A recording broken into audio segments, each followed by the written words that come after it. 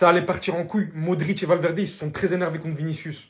Il y a eu quelque chose avant ça, faut vraiment que je vous mette dans le contexte. Ici, bien évidemment, justifié d'ailleurs Modric juste derrière, mais je vais vous mettre dans le contexte. La grande colère de Modric envers Vinicius alors que le match tournait à sa fin et qu'un corner était en faveur de Leganés, donc un moment très important. Modric s'est tourné vers Vinicius qui était en retard dans l'attaque pour lui adresser une sévère réprimande. Le Brésilien a répondu à la réprimande et Modric n'a pas du tout été content, qui a élevé le ton de l'argumentation en se dirigeant vers le numéro 7 de loin. Et là, regardez bien.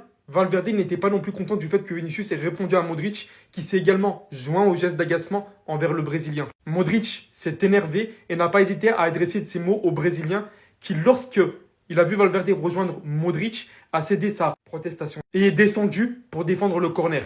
Bien évidemment, vous connaissez Modric, celui-ci qui, avec la plus grande des sagesses qu'il a, il a répondu: mon embrouille avec Vini pendant le match, ce sont des trucs de foot, tu vois des choses que tu n'as pas besoin de voir. On ne vient même pas une seule seconde me dire ici que j'enfonce Vinicius. Ça vient de Modric, ça vient de Valverde. On peut se manger un but égalisateur à la fin. Il demande à Vinicius de descendre pour aider à défendre. Et voici qu'il lui a mal répondu, qu'il a levé le ton. Connaissant Luka Modric, vous avez déjà vu ce mec s'énerver ou se battre? Valverde de même réagir dans aucune raison qui n'en convient pas. Vinicius, je l'aime du plus profond de mon cœur. Et je suis respectueux, reconnaissant de tout ce qu'il a fait envers le Real Madrid. C'est grâce à lui, les gars, de nombreuses choses. Mais il faut faire la part des choses entre son comportement qui ne va pas et son football. Je ne sais pas ce qui est en train de se passer avec Vinicius. Mais là, quand je vois que c'est Fabrice Hawkins qui commence à parler, et il est en train de nous enchaîner ça comme pas possible, que William Saliba est la priorité absolue du Real Madrid, que Arsenal ne faciliterait pas la sortie et demandera probablement un gros prix pour son joueur. Mais surtout, en revenir à ce qui se passe avec Vinicius, on l'avait entendu, l'Arabie Saoudite a vraiment proposé 1 milliard sur 5 ans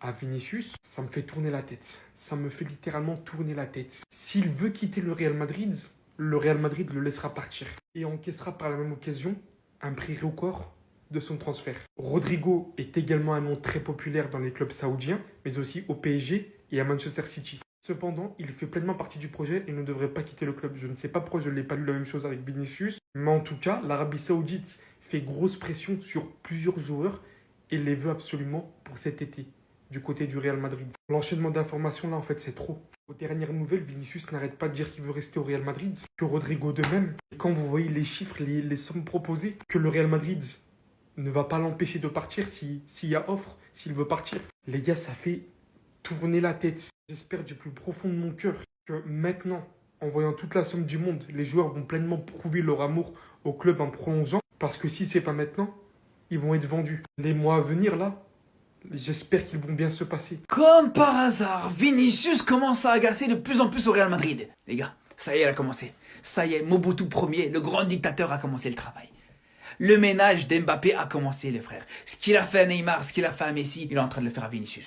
Comme par hasard, les gars, Vinicius qui était le chouchou du public madrilène, le chouchou de cette équipe, du club, l'année dernière, aujourd'hui c'est devenu le mal-aimé. Le joueur que plus personne n'aime bien, le joueur qui agace de plus en plus, le joueur que, apparemment, il pose de plus en plus de problèmes dans le vestiaire. C'est bizarre, les gars. Comment on peut passer en quelques mois, voire même en quelques semaines, du joueur qui a fait pleurer tous les Madrilènes parce qu'il a pas gagné son Ballon d'Or, du joueur qui a fait que tous les joueurs du Real ont boycotté cette cérémonie du Ballon d'Or, à un joueur qui agace tout le monde. Les gars, Neymar, il avait prévenu dès le début de la saison, les gars. Neymar, il avait prévenu Vinicius dès le début de ne jamais faire confiance à Mbappé. Il l'avait dit. Regardez ce qui est en train de se passer. Il est en train de se passer exactement ce qui se passe avec Neymar. Ça va se dérouler en 3 étapes, les gars. L'étape numéro 1, faire croire que les deux ils sont amis.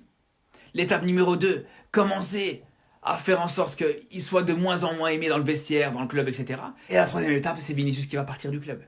Et là, les gars, on est déjà à la 2e étape.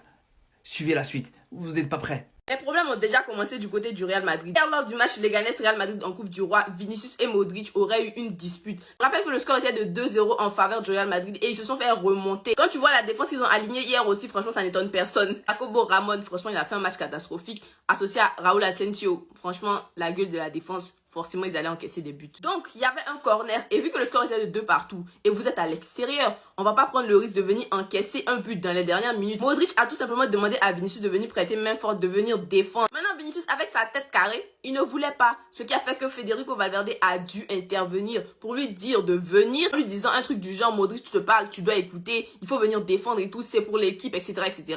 Vinicius ne voulait pas dans les débuts, mais après, il est venu et il a défendu. À la fin du match en conférence de presse, ils ont demandé à Carlo Ancelotti qu'est-ce qui s'est passé parce que tout le monde a remarqué. Et Carlo Ancelotti a dit que si Modric a dit quelque chose, c'est que c'était correct et qu'il fallait le faire. On sait tous que Modric, il est plus vieux, il est plus sage. Et Vinicius, franchement, c'est pas le joueur le plus sage. Nous-mêmes, on le sait. J'ai l'impression qu'il est en manque de confiance ces derniers temps. Il voit que Kylian Mbappé prend la place. Il voit que quand il n'était pas là, Kylian Mbappé, franchement, il était très en forme. On sait tous que les pénaltiques, les garagistes, là, les galactiques, ils ne peuvent pas jouer ensemble. Il faut qu'il y ait au moins un qui soit sur le banc pour qu'il ait un équilibre. Quand Vinicius n'était pas là, on a vu que le Real Madrid, franchement, jouait bien. Mbappé, il s'accommodait bien à son poste. Quand Rodrigo était à gauche et Mbappé était en pointe, c'était bien aussi. Donc, franchement, je pense qu'il commence à perdre un peu de confiance. Il se dit, mais quand je suis pas là, ça joue bien, etc. Il n'est plus la seule star. Mbappé prend tout. Mbappé prend toute la lumière sur lui, etc., etc. Je pense sincèrement que Vinicius risque de partir à cause de Mbappé. À cause du fait qu'il ne soit plus le numéro 1, qu'il ne soit plus la star, le franchise player. Hein, si vous voulez, battez-vous, hein. Nous, ça nous arrange. Eh oh, RMC, je vous apprécie, comme d'habitude. Mais c'est quoi ce torchon? C'est quoi ça? Vinicius est devenu un problème pour Madrid. D'où sort l'information? Expliquez-nous. Mais RMC ne se sont pas arrêtés à là. Alors moi, j'ai aucun problème avec RMC. Il n'y a pas de souci. Voilà, on apprécie, on stream, voilà. Mais lorsque vous dites des bêtises, il est temps de démembrer absolument tout. Parce qu'on se sait très bien. On se sait, ouais, non mais on se sait. Donc voici les arguments que RMC ont mis en avant. Barré par Kylian Mbappé. Et c'était sûr qu'il y avait Kylian Mbappé. Ouais, non, je ne sais pas quelle campagne il y a contre Kylian Mbappé du côté de RMC. Mais franchement, il va falloir me dire, où sont les intérêts? S'il vous plaît, laissez Kylian Mbappé aller travailler au Real Madrid. Il n'est plus au Paris Saint-Germain. Il n'est plus en France. Faites la paix, faites l'amour, pas la guerre. Et ensuite, ça nous parle que Modric a grondé Vinicius. Les gars, on a l'impression que vous avez jamais pratiqué le football. Modric, il a 40 ans. Modric, c'est le capitaine du Real Madrid. Encore heureux qu'il gronde Vinicius lorsqu'il ne fait pas les efforts, lorsqu'il ne fait pas les replis défensifs, lorsqu'il n'est pas bon. Il a beaucoup plus d'expérience, le type. C'est pas Ceballos qui est en train de gronder Vinicius, c'est Luka Modric. Et comment, avec des arguments aussi lamentables, aussi pauvres, aussi faibles, vous avez pu terminer sur la conclusion que Vinicius, il a perdu toute son humilité? Comment? Moi, je sais pourquoi. C'est tout simplement parce qu'il y a des ingrats. Il y a des gens qui ont oublié tout ce que Vinicius il a fait pour le Real Madrid. Et ce que les journaux essaient de nous faire, c'est tout simplement de nous laver le cerveau, d'essayer de trouver un bouc émissaire. Quoi de mieux que Vinicius? Extravagant, quelqu'un qui parle énormément. On le sait très bien au niveau du comportement, c'est assez, voilà, t'as capté. C'est facile de taper dessus. Donc j'appelle à toutes les personnes un minimum réfléchies et à tous les Madrilènes. Cessez d'être ingrats. Il a fait énormément pour notre club. Lorsque ça allait, vous étiez tous en train de sauter. Vous étiez tous en train de dire que Vinicius, ouais, c'est le meilleur joueur au monde, etc. Mais là, maintenant, il y en a certains qui se permettent de cracher dessus. Et les journaux l'utilisent. C'est de notre faute un tout petit peu. Ça à toi. En tout cas, bien, alhamdoulilah. À ce qui paraît, il y a de la tension au Real Madrid avec Vinicius. Je sais pas si c'est vrai, regardez, Vinicius agace de plus en plus au Real Madrid. Le Brésilien commencerait à être une source de tension dans le vestiaire madrilène. Les merengues lui reprochent un manque d'application défensive, des contestations systématiques envers les arbitres, ainsi que ses provocations. Malgré ses critiques, le numéro 7 de la Maison Blanche jouit toujours de la confiance de Carlo Ancelotti, l'entraîneur du Real Madrid. Ça me fait bizarre d'entendre ça, sachant que Vinicius, à la base, pour moi, à la base en tout cas, pour moi c'est le joueur numéro 1 au Real Madrid, c'est la star du Real Madrid. Mais là, je vous avoue que pour moi, c'est vrai, sur les 6 derniers mois, on sent que Vinicius et le Real, c'est plus autant merveilleux que, par exemple, il y a un an. Et je suis désolé, les gars, mais il y a des trucs là que j'ai lus, pour moi, qui sont vrais. Par exemple, les contestations avec les arbitres. Vinicius, il faut qu'il arrête. Arrête de tout le temps t'énerver. Après, pour les trucs de racisme, ça, je dis pas. Ça, bien sûr, faut boycotter le racisme à tout prix. Mais les trucs de faute, les trucs de ci, de ça, arrête de tout le temps tout prendre à cœur, arrête de t'énerver. Tu joues au Real Madrid, t'es en Ligue des Champions, t'es en Liga, ça lui cause tout le temps du tort. Et ça, la vérité, je peux comprendre que ses coéquipiers en ont marre de son comportement qui, des fois, est dans l'abus. Tu vois, par exemple, je prends l'exemple de Neymar. Neymar, il se faisait charcler tout le temps. Des fois, ça arrivait qu'il s'énervait. Mais Vinicius, les gars, c'est tous les week-ends. Ça, faut qu'il arrête. Après, sur les trucs défensifs ou quoi... Ça, en vrai, je sais pas. Franchement, quand je regarde les matchs, oui, Vinicius, on le connaît pas pour défendre comme un fou. Mais je trouve que c'est un peu de l'abus. Moi, des fois, je le vois défendre, en vrai, Vini. Donc, les gars, dites-moi ce que vous pensez. Dites-moi pour vous si c'est vrai ou pas. Dites-moi ce que vous pensez de Vinicius, s'il va finir au Real, s'il va se barrer en Arabie Saoudite ou... Vinicius est devenu un problème pour le Real. C'est ce que titre RMC Sport. Je me demande des fois le niveau journalistique qu'il faut avoir pour écrire ce genre de choses, en fait. Ils vont faire référence à ça. Hier soir, il y a eu une discussion entre Modric et Vinicius. Modric, ce sont des choses qui arrivent dans le football. Voilà. Bref, Modric s'est énervé contre Vinicius. Vinicius l'a mal pris, a répondu à Modric. Valverde a défendu Modric. Bref, des embrouilles de footballeurs. Et là, on va avoir les médias qui vont essayer de nous expliquer que Vinicius ne s'entend plus avec le vestiaire, qui vont essayer d'analyser ça pour, je sais pas, faire n'importe quoi, commencer à faire de la désinformation autour de ça. Mais même si vous n'avez jamais joué au football de votre vie, vous savez quand même que s'embrouiller sur le terrain, ça arrive. Non, sérieux. Mais à la limite, je pense qu'ils ont juste attendu ça pour faire un titre qui en fait est voulu depuis longtemps. Je sais pas si vous commencez à comprendre le courant de pensée qui commence à être intégré au sein du Real Madrid. C'est que Vinicius, c'est le problème tactique de l'équipe. C'est ce qu'on a essayé de me faire entendre à maintes reprises. Mbappé et Rodrigo jouent mieux sans lui, Bellingham est libéré sans lui. Bref, vous allez le voir, si Vinicius commence à être un peu mauvais, qu'il va avoir des périodes de creuse que je ne pense pas qu'il va arriver, eh bien, on va avoir des Vinicius est égoïste, Vinicius ne va plus avec le système du Real Madrid, il faut qu'il parte, en plus il y a des rumeurs avec l'Arabie Saoudite, et c'est comme ça que tu crées un climat néfaste autour d'un joueur. Vinicius n'est pas le problème au Real, c'est la solution qui t'a fait gagner 2 Ligues des Champions, le numéro 7 du Real Madrid, qui depuis ses 18 ans n'a connu qu'un seul club en Europe, le Real Madrid, qui rêvait depuis tout petit, qui n'a jamais rien fait à l'encontre du Real Madrid. Alors oui, parfois il est agaçant. Alors oui, peut-être il a quelque peu de problèmes à s'intégrer dans ce nouveau système qu'on ne comprend même pas nous-mêmes avec Carlo Ancelotti. Mais dire que Vinicius est un problème, franchement, si t'es supporter du Real Madrid et que tu penses ça, bah mon pote, t'es complètement à l'ouest.